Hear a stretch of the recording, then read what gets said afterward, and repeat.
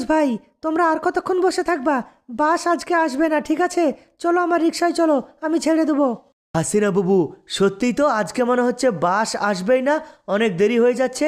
কখন আমরা সাইডে পৌঁছাবো? ঠিকাদার তো আজকে রেগে যাবে আমাদের উপর।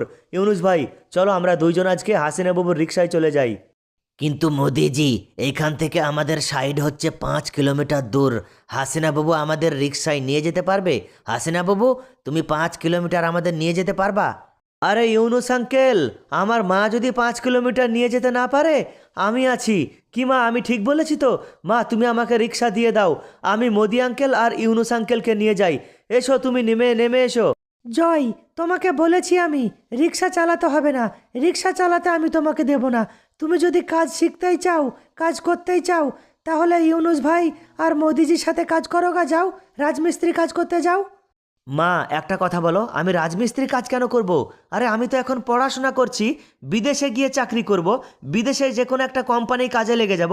আমি সব বাদ দিয়ে রাজমিস্ত্রি কাজ করব? আমি তোমার কষ্টের জন্য বলছি, আমাকে দাও রিক্সাটা, আমি মোদি আঙ্কেল আর ইউনুস আঙ্কেলকে নিয়ে রেখে আসি। তুমি নেমে এসো মা। হাসিনা বাবু, জয় ঠিক কথাই বলেছে। জয়, তুমি কখনোই রাজমিস্ত্রি কাজ করবে না, ঠিক আছে? রাজমিস্ত্রি কাজে অনেক মেহনত। তুমি যে কোনো একটা কোম্পানিতে কাজে লেগে যাও বিদেশে গিয়ে, তুমি রাজমিস্ত্রি কাজ কখনোই করবে না। ভীষণ কষ্টের কাজ রাজমিস্ত্রি। হাসিনা বাবু, তুমি জয়কে দিয়ে দাও, জয় আমাদের নিয়ে যাবে রিক্সায়।